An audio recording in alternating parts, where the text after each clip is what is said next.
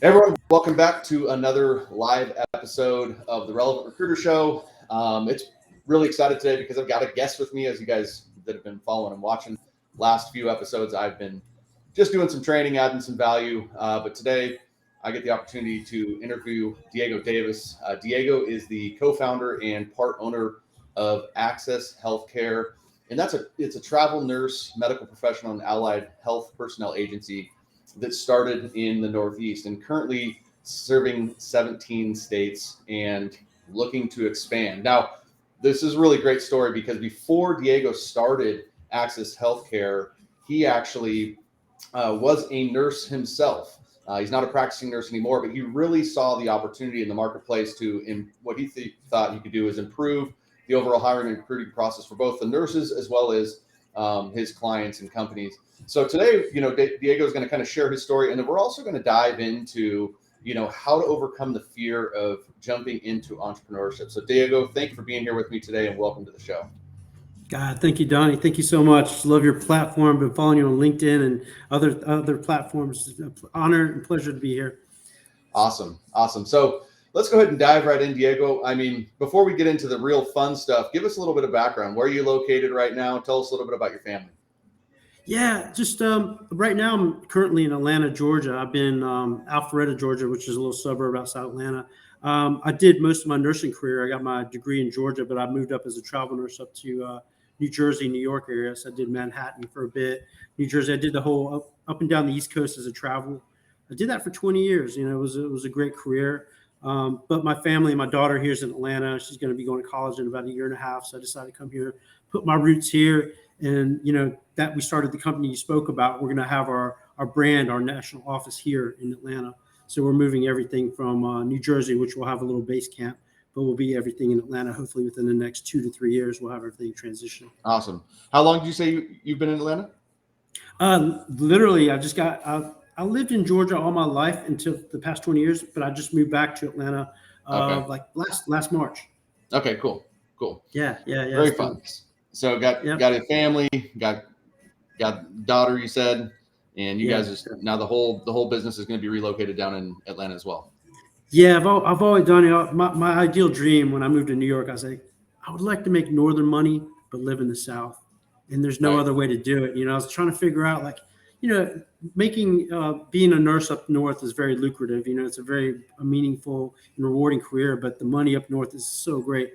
And then Atlanta was kind of, the pay wasn't as great, but that's what we'll get into it. But that's one of the reasons I went into entrepreneurship, so I could spend more time with family and be wherever I want to be in the world or the country. Yep. And manage things. So yeah, I'm blessed. My family's here, my mom and dad, my daughter, my girlfriend, everybody. We're here essentially in Atlanta. So it's just a blessed time of my life. That's awesome. That's amazing. Yeah. So tell us a little bit about, give us kind of the Cliff Notes version of the nursing, and then give us more of the expanded version of what inspired you to start this business. Yeah, it was, I'll tell you, it was like one story that really changed my mind. And, I was an ICU nurse, CTCU nurse, a MICU nurse. I did just about every type of ICU. And I was going to take the next step and become a CRNA. The salary for that was great. And I loved the challenge of being a CRNA. So I finished my courses, about to start CRNA school, and this business kind of fell in my lap. I just wanted to make an impact in this world. And, as a CRNA, I would still be working for somebody. And what changed my mindset is one day I saw a nurse that had been working for 25 years that I knew, and I loved her to death. Amazing nurse, amazing person. And when she retired, they gave her a wristwatch. So I was like, I don't want a wristwatch, man. I gotta figure Right. something out. I gotta get some momentum. Gotta get some plans. I gotta make that jump and do something that's really gonna make an impact on this world and provide a great service. So that's where Access Healthcare was created. Happened to meet a fellow travel nurse that we kind of started brainstorming about that. Got it. So you just you wanted to create something different for yourself. Now, what did you see? Like, did you have any experience working with recruiters and how they approached you prior to you starting the firm? Yeah. We funny enough that Danielle, my business partner, Danielle Doyle, we actually we work for the same travel company. We know there's disparity in the payment, the wages, I was making way more than she was. There was no equalness.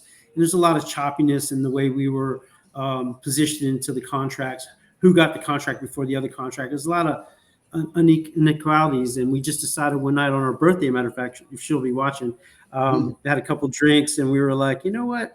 I'm tired of the unevenness of this industry. We need to create a business that has a lot more transparency, integrity, and honesty. And I want to create a brand that does that. And, it was just that night on her birthday, Access Healthcare was born. Literally the next day, she got our business license. And the next thing you know, I was our first nurse driving in the Pocono Mountains to go one of our first hospitals about 6 months later that Geisinger Healthcare gave us a break. We were able to take over the Geisinger Healthcare and staff them. And, I was my own recruiter. What better than to recruit on the inside? And, as long as I had a great name, I was a great nurse, I thought, and I was told. I got our first handful of people to work for us from the actually picking people by working with them, actually. So it was a great fit. And we just really, Access took off right after that.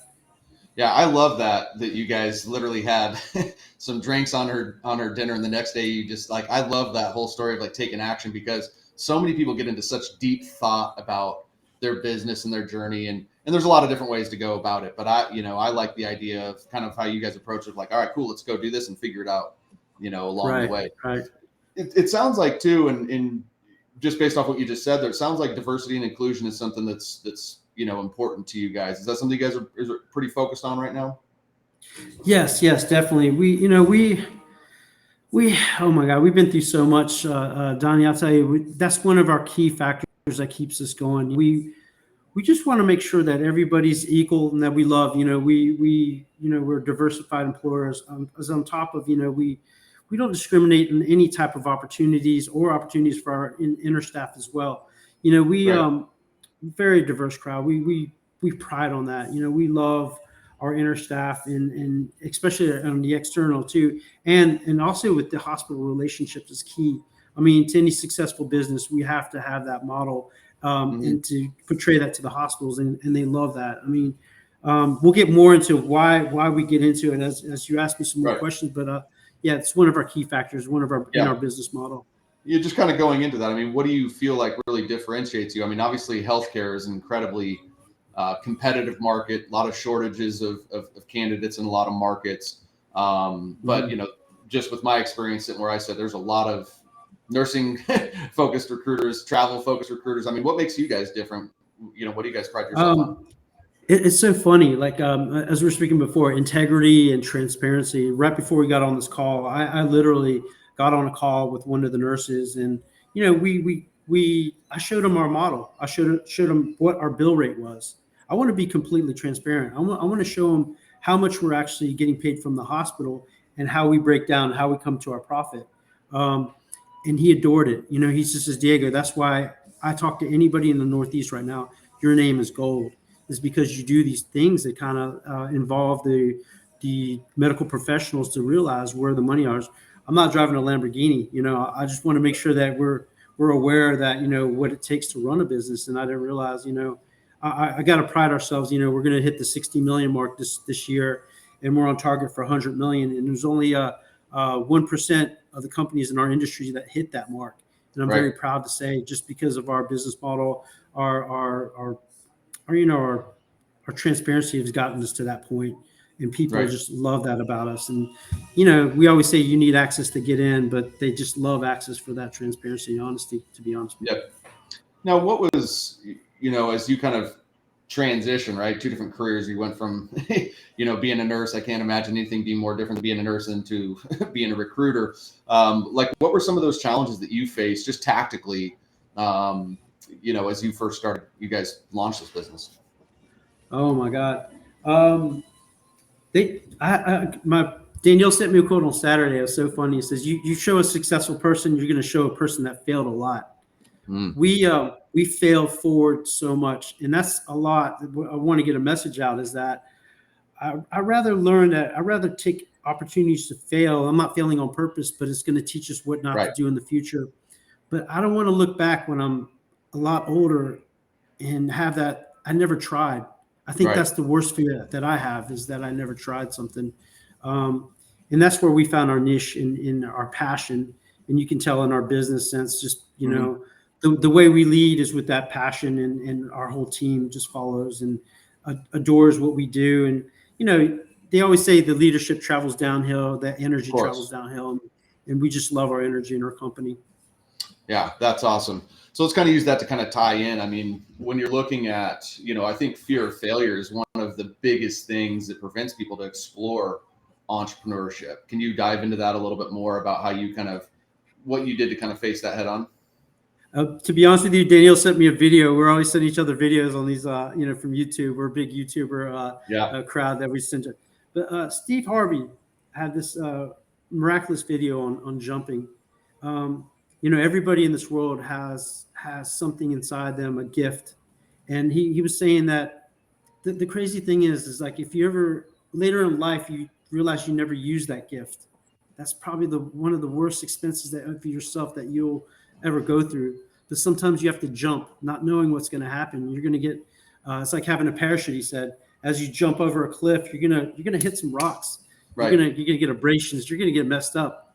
But then when that wind kicks in, it's not going to stop you. You're going to have momentum, and that's what I felt. You know, like in the very beginning, you know, we our financiers even asked us, Diego, we know you're new at this. They entrusted me. I'll never forget. They entrusted me with the first $1 million to get this thing running.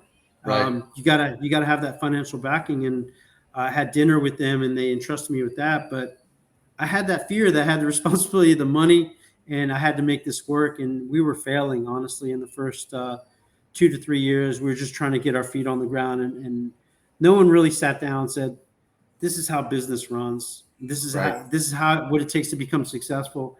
And we had to learn that on our own. Out of you know, failures was one of our friends, unfortunately, and you know, we learned not to ever do that again. And now I'm proud to say our business model, we're just expanding. As you're saying, we were in 17 states, but now as we saw our map, we're tracking in 41 states, and growing. And we're actually, our competitors, which I won't mention any names, are letting us in their top 20 because we're producing so much now. So we've hit a lot of landmarks this year. Got it. Yep. Now you mentioned with the whole fear thing is like one of that was that financial backing. I can imagine that adds a lot of pressure when you're getting a good business loan. What about like the people part as you started bringing people on? Was that a big fear that kind of started, you know, adding on? Yeah. Yeah. I mean, for me, you talking about like the staff, like bringing in internal staff? Yeah. Once you started, Yeah, that was a huge, Don, that was a huge hurdle, to be honest with you. You know, like I remember doing accounting on my kitchen table with a friend because she wanted to learn some accounting. So, you know, we started with a few nurses, and we were like, you know, I'm going to teach you accounting. I just had maybe some basic accounting courses in college. I was able to utilize them, and we did payroll for 20 people. No big deal. And they were all my friends. The 20 people, a lot of them were my friends. You know, making some money here and there, nothing crazy. I still had to work as a nurse. I was working 48 hours sometimes as a nurse, and then do CFO on my 3 days off, trying to predict how we were going to grow.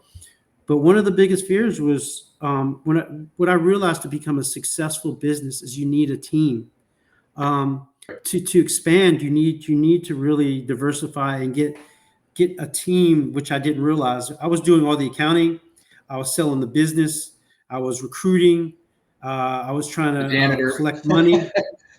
All of it. Yep. Man, I love that saying where they say, "A man of many hats." Wait. A man on many roads has no road at all at the end, because you're going to burn yourself out, and you're not doing the most effective job when you're doing multiple jobs.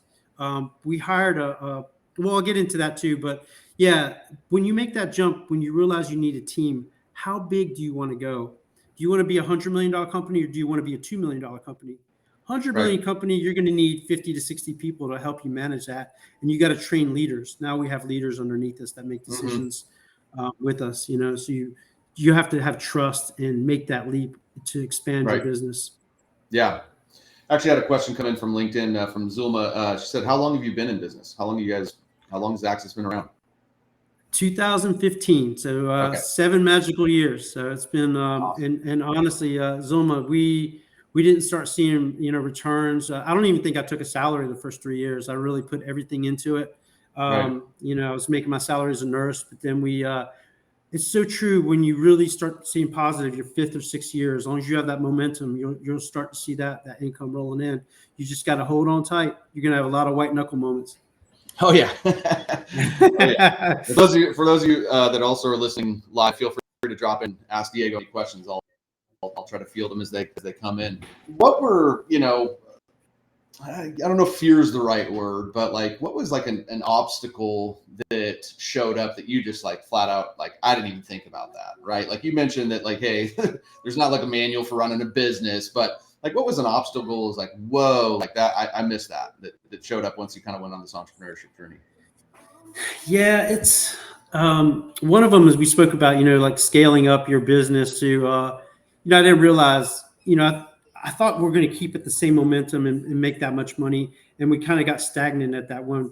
Like you said, we had to get the fear over of hiring more staff internally to build my team to have a bigger business and be Right. national. Another hurdles were collections. Oh my God. You have to have your collection game up, guys. I mean, this is one of the most integral. Your business is as strong as your money flow, and you need a team to really teach you that. No one taught me that. So I'm on the phone collecting on top of building business, recruiting, and nursing. So, it's another hat you got thrown in there. But once your money slows down, your finance fees comes up. Your gap between your what you're billing versus what you're paying out gets really tight because you're paying too much finance fees on that money. So you got to get your finance game up. You really need to. That's great advice. Yeah. And I think that's definitely something that, I've heard some horror stories on before, especially in this space, man. Yeah. So that's great advice to kind of get ahead of that. Make sure you got a good, system and process in place for something like that. Right. When you think of like, for me, like in fear, one of the things that I preach is really just kind of living outside of your comfort zone. Like how much for you was that like, or was this just like a natural move for you, or was this like you were kind of expanded outside your comfort zone? Yeah, totally. Like I'm just like a normal person. Like went to work. I was a nurse. Maybe I did some crazy stuff at work because I was an ICU nurse. I got to see a lot of trauma and open heart. Did a lot of stuff. I mean, that's not norm in itself. But I've always been a people person. And I was going to be a CRNA. I was going to study my master's level nursing and go that route and make my money and be happy and just serve the hospital. But it was a big jump. I thought I could hire my friends and just do this part-time business thing.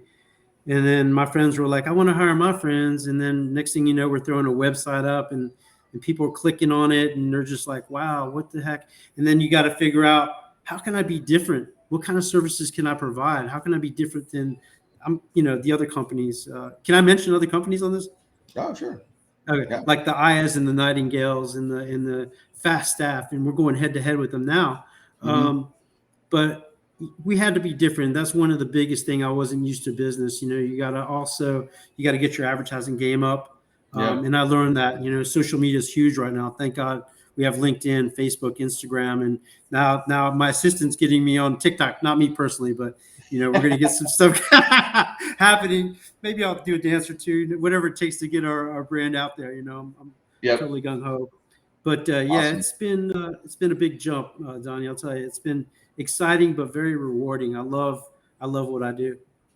Yeah, well, I think that is the beauty of entrepreneurship, is it gets you to step outside of your comfort zone in most cases, and then that's where your growth is going to happen, and that's where like you really feel, at least in my opinion, you really feel rewarded as a human being, is when you're challenging yourself and you're watching yourself overcome these challenges, and then you also have an audience that's kind of watching you and supporting you along the way too. I think it's just a really cool, fun journey. Got another question that came in. It says, as a nursing professional moving into recruiting, what were some of the internal day-to-day challenges that your team faced during those first few years? I've got another question after that one too. So, no worry. So, like as I was working as a nursing professional going into recruiting, the first few years, I'll tell you what it. To be honest with you, I want to be completely 100% with you guys. It's a tough business to get into.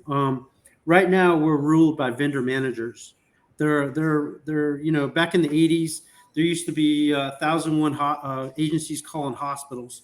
So these agencies from back in the 80s, like, the IAs, the Nightingale, well, Nightingale's not really vendor manager, IA, Cross Country, AMN, they became these elite that could be the middleman between the hospitals and all these agencies, so they could field out questions and do that. I think the biggest challenge was, I'm getting to it, was to get in the VMS.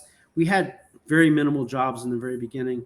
And it's tough as a recruiter if you don't have a big gamut, a plethora of jobs to really put into. And that was the biggest difficulty we had. Now we've been going to the SIA conferences. We've met owners, we've met the CFO, CEOs of companies. It's about getting out there. Now, we're dealing with like 20 VMS, getting our own private contracts. Now that problem that we have, that recruiters, now we have a problem that we're getting so many referrals, we don't have enough recruiters. So we're having the opposite problem. It's the opposite problem. Right. Yeah. Right. The talent, there's not enough talent to fill all the jobs that you have on your plate. Yep. Now, exactly. At what point did you know you needed additional finance? I think it's a really good question for those that are scaling. Yeah. But at what point did you know you needed additional finance, and what resources did you use to obtain it? Well, we had some private finance initially that didn't pan out in the very beginning. We had to go into a company that buys our invoices, meaning that they basically, whenever you have somebody work for, let's say 36 hours in a week, they purchase that invoice. So whatever you bill out to the hospital, let's say $100 a bill rate times 36 hours, they'll buy that $3,600 invoice, pay your person, and charge you a small fee. But as you get bigger, you're going to need more money. We realized our first year we had 80,000 a week in payroll, and they purchase our invoices, take a small fee. But you need a very strong partner, because as you scale up, we scaled up quickly. As of a couple of weeks ago, we were at $1 million a week. So you need to have a strong partner, and think of an exit plan as well, because you don't want to have finance money all your life. The ideal plan is to slowly save money enough to finance your own payroll, and that's at the point where we're at now. But you'll know exactly when you need to scale up, and that's why you need a good CPA firm, which we have. They could see how, now we have private investors coming after us, and we're even getting offers to get bought by bigger companies. We're not even close to it because we love what we're doing. But yeah, you'll know at the point, you'll 100,000. It's like you'll see 150,000. You don't want to grow too quickly either. You want to actually slow the pace down. You want to give quality service, and it doesn't matter about the money, because you can make as much money as you want really fast. If it comes fast, you may not give that service, and you'll fail just as fast. Right. So you want to slow scale up. Yep. Well, and I think that you make a good point of like having your systems in place and those things set up, prior to scaling, because if not, then it always ends up becoming a leak of of money. Yeah. You end up losing the money. And I know when I was young and working with my dad, it was always like, well, how do we drive more revenue? How do we drive more revenue? How do we drive more revenue? And then we realized, shoot, we had all the revenue in the world, but our operations wasn't as clean and tight, and we weren't as profitable as we could have been. Fortunately, again, you fail forward and you learn, and you start building out good systems like that. 2015, you guys start. It's 2022, almost 2023. I mean, how has the industry changed for you? Like, what's different? What are some of the trends that are a little bit different that you see right now? It's I'll tell you one thing. I mean, the vendor managers have tightened the game. Unfortunately, what we're seeing is like they hold on to jobs a little more and give you kind of the leftovers, because they're trying to fund their agencies. So it's a little more competitive, but we're realizing that there's like, I forget how many agencies. SIA was telling us there's like over 10,000 or something agencies. There's so many agencies right now that they're competing with each other, and it's so cutthroat right now. We have a model that I can't elaborate too much. I can't give you all the trade secrets, but we have a model where we could sustain higher volume, less profit, which is an Amazon type thinking. Look at Jeff Bezos. He crushed it, and he continues to crush it. Volume, just watch your profit line and just hold that line. Right. Now, one of the things that I think really helps an entrepreneur is like, a coach, a mentor. Obviously, you had your partner, Danielle, but like, who else? Was it Danielle that mainly you guys, but like who's really been impactful on this journey for you? Yeah, it was Danielle's my anchor. She's I'm so blessed to have a partner like her. I'm more of the hype guy. I get out there and spread the word and get out there and Right. these type of social medias and promote business and go meet people and shake hands, kiss babies. And then but Danielle's more of like, she's the more concrete, she's the more level-headed. She gets all licenses, protocols, policies, JACO certification. She runs the more technical side. I'm more of the finance side, so I kind of portray like what's going to happen fiscally on the quarter, trends and that type of thing. So that's where we make such a great partnership that we play off each other.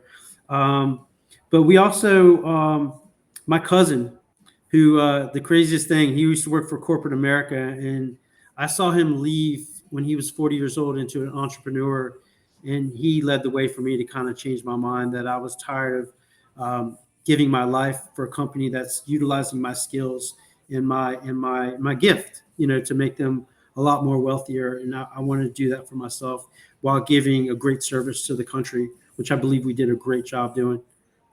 Yep.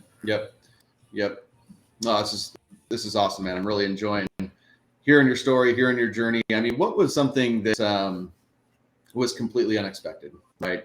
I know we talked about some of the unexpected obstacles, but what else was unexpected? Even possibly the good side of it. Like, what would you be like? Oh shoot, I had no idea.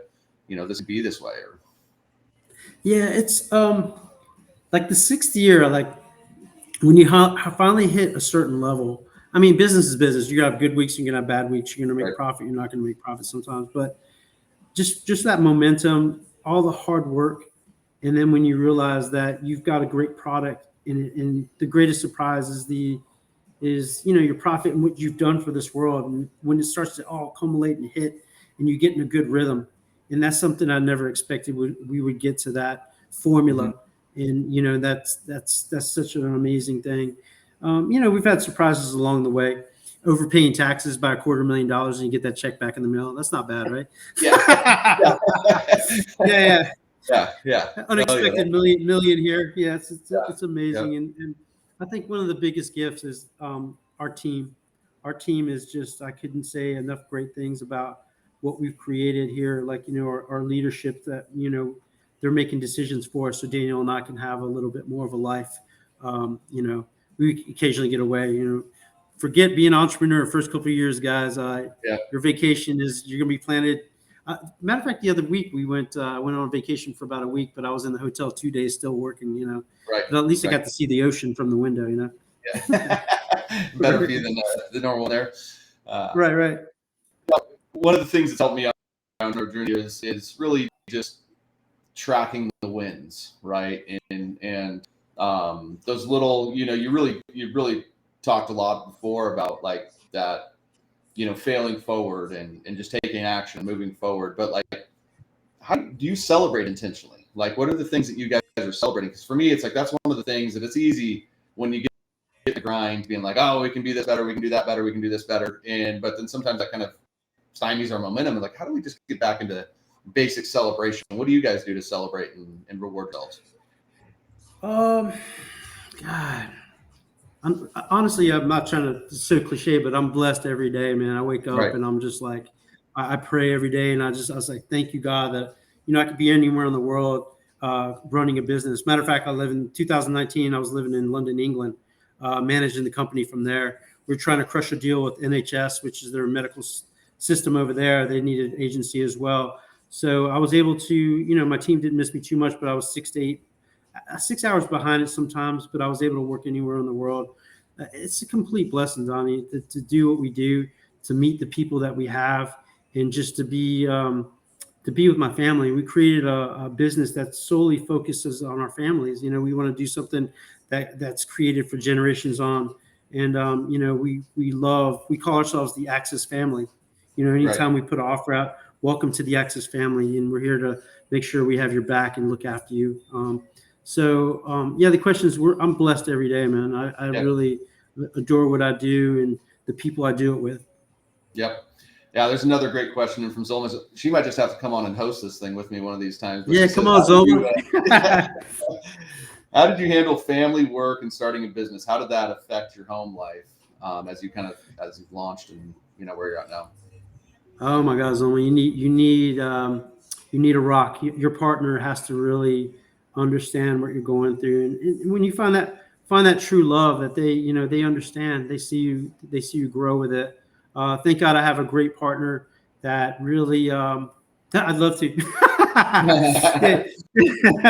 No, but my partner's really good, and my daughter, she's in her teens now, but I did lose some time, but she understood I was always, I try to make that work-life balance. I always found time to be with her and to always, communicate. You have to have that work-life balance, because I went through a time where there's a period that no one ever discusses. There's an anxiety period. I don't care who you are. Mhm. As you start to scale, you start to internalize a lot of things. And I started having Mhm. anxiety, panic attacks, and you have to really take care of yourself. That's why now I exercise on a daily. I watch what I eat, spiritually inclined, I meditate, Yep. and I try to do everything to calm my body, because when you get to this level, it's insane. You're constantly you're up with a lot of challenges on a daily, so you have to be prepared, and you have to have a Yep. family that supports you, and you support them as well, emotionally and psychologically and all that. But I've been Yep. blessed. Yeah, and I think you bring up a great point too of that.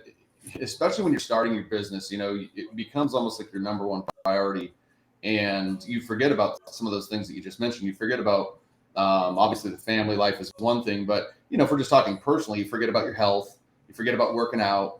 You figure, some people aren't meditating, but you forget about whatever spiritual, side of you Right. there is. But yeah, I mean, that really hits home for me, because that is like a big part. When I was grinding, getting my brand, up and running, every excuse is like, well, I got to, priorities money right now. Priorities get this business going. Priorities get this business going. Now, fast forward, I'm like, man, like it takes a toll on your physical health, on your mental health, and your emotional health, and I think that what I've learned now is actually my days are opposite. Like I fill that tank first, and that tank gets filled, and once that tank's filled, then I can go play harder. Right. And Right. and I Right. think especially now with there's so much around mental health awareness, I think that's so crucial for entrepreneurs to have a Yeah. plan how they're going to maintenance that. Totally. Totally. What? And to play off of that, Yep. sorry, to play off of that though, always remember, like, you can have all the wealth in the world, but when I started having those panic attacks, when you don't have your health, why have the wealth, man? You got to dump all your Right. money to get you back to par. So all preventative, guys. You got to really take care of yourself, and you make great decisions when you do work out, when you do a daily Right. routine. You keep yourself on the on a great program to keep that momentum Right. going. Yep. In along those lines, I think that one of the maybe myths is out there is that some of the fears go away, and really, I think they're it depends on how you want to quantify it, but it's like really it could be a fear or obstacle or challenge. As you go through as an entrepreneur, there's always a new one, right? Oh man. It's always there's always you get to this level and then there's these set of challenges, or you get to this level and this fear kind of arises. And I think that some people just think that, oh well shoot, Diego, you got this $60 million company that's tracking to 100 million, man. Like everything must be kosher in your life. There's probably and probably, yeah, Right. it's true, right? Right. Right. Right. I think one of the things that helped me, because that's even, I mean, I'm not in the millions of dollars business like you are right now, really letting my fear guide me, not drive me, has been helpful, but, talk a little bit about, how, what fears kind of continue to show up and how you manage them as, being an entrepreneur. It's a part of Yeah, I mean, and I think that's when you come peaceful with that, you become calm. I'm big into my faith, and I realize that, not religiously. Religiously, I'm in my faith too, but I have faith in the world and myself that it. everything is going to work out the way it needs to work out. And when you come into that realization, Yep. your world just changes. You just become more peaceful, and you can't change things sometimes. And when you put Yeah. that energy into that, sometimes the opposite energy is gonna happen. So you got to let things flow. You got to let things Yeah. go in that regard. I'm a big believer in I give a lot. I give a lot of whatever, services, money to help people do different things. I never expect anything back. But the weirdest thing, Donnie, is like the more you give in the world, that energy that you put out like that, it comes Yep. back It all comes threefold, back. and not even expecting it. Yep. Yep. No, that's a great money principle right there. Is Yeah. when you give more, it tends to come back more. It's really strange. Um, Yeah. how that works there. Another one from my co-host here. How did you stay inspired and motivated when things weren't looking so positive? Yeah. I mean, I always I guess what keeps me inspired, man, like, I have my great family. I got a great business partner, but I realize, things sometimes get down, but we've had way more good times than bad times, and Mhm. that's what keeps me motivated. And I always, one of the biggest thing Danielle and I do to celebrate, this will tie in with your celebration question as well, is that every January we manifest, we make a list of things that our company needs, we want happen, like a list of 30, um, and we check it off on the quarterly to see how far we've Mhm. gotten. And like this year, we've already got to 27 of our goals, and then Yep. we have 3 left for the year. So it keeps me positive. It keeps me going, knowing that we're hitting our goals, we're hitting our landmarks, and that just inspires me completely. And I love that I have my staff now is like 50, so I have to give these motivational speeches to them, Right. and they keep me positive as well. They keep me humble. Yep. You're speaking my language. I love hearing the words manifest and kind of focus on the things you control and surrender. I'm curious. Like, have you ever? I really enjoy Michael Singer. He's living untethered, untethered soul, and the surrender experiment. Have you ever listened to or read any of those books? You know what? Unfortunately, I haven't, but I'll tell you, Don, you should see my library. My library is like Yeah. packed full of all types of books like Yeah. that. What It about Joe? sounds great, though. Yeah. What about Joe Dispenza? You ever dove into his world? No, I'm kind of more of the who have I been reading lately? I've been reading. Oh my God, I've been reading so many books. I've totally forgotten the name. Like, honestly, I've been reading like I love Steve Harvey, and I've been leaving. I'm on Matthew McConaughey book right now. Okay. Amazing book. I love that. Yeah, but the self help and these gurus, I love them to death. A lot of times I can't even remember the names, but I read so many books. It's really it gives me ideas. It keeps me moving. You have Right. to send me those. Yeah, I will. I definitely will. Yeah, Joe Dispenza. He's self manifestation and meditations. He's got some of the best stuff out there. I really love him. He's got a couple of books too. Michael A. Singer's, just kind of more of that mindset. Yeah, really, it's funny, how the world and universe works out on my walk morning.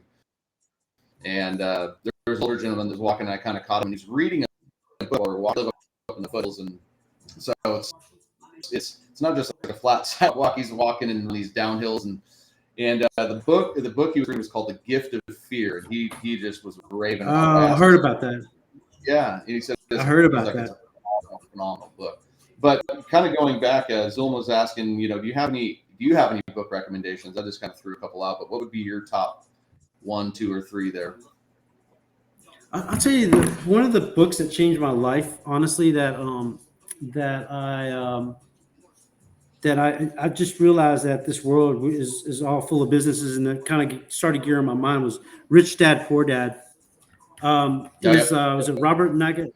Yeah, love right, that book. Robert I mean, it Kiyosaki. has nothing to do with the Yeah, yeah, yeah, it has nothing to do with the staffing industry, obviously, but it's more like of the right, mindset of two different fathers that one of them wanted to get an education, which is not a bad thing. He went to get his master's, and he got a decent job.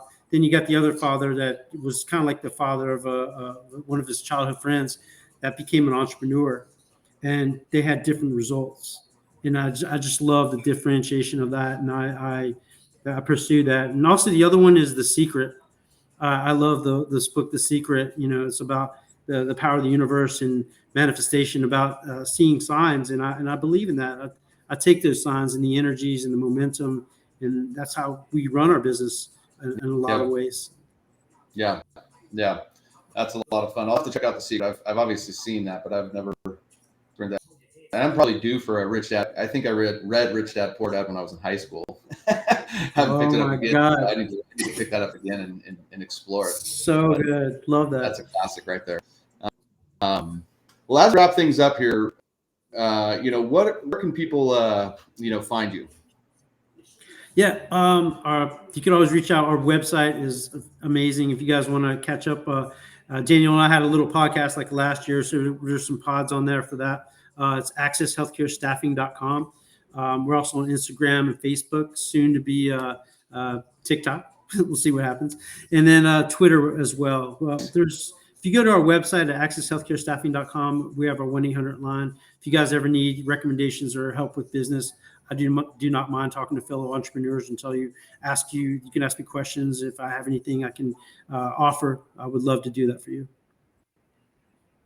Awesome. You've dropped a tremendous amount of value. I really appreciate you, joining me, sharing expertise, sharing your story. If you could leave, you've got a pretty successful story here that I'm sure a lot of our listeners are attracted to. Of all the advice you've given, what's one thing that you think people should hang on to, as they go on the software journey? Yeah, don't give up, and do something a little bit every day towards your goal, and just that something's better than nothing, and you'll get to where you want to be, and go over these roadblocks and hurdles just by doing a little something every day. And then once you get that momentum, you get that taste of victory, you're just going to go full on, and you're going to find your passion, and you're going to be successful completely. Love it. Again, Diego, thank you so much for joining. For those of you that are listening, thank you for being here and joining in on the Relevant Recruiter Show. We're going to do a 180. So this week we're talking about Diego and his path to 100 million. Next week we're going to interview Elizabeth, and she is, I think, less than a year in. We're going to talk her journey as being a recruiter. It's going to be awesome. So make sure you tune in next Wednesday. Diego, thank you for joining me today and being a part of the Relevant Recruiter Show. Thank you for having me. All right. Thank you so much. Talk to you guys all soon.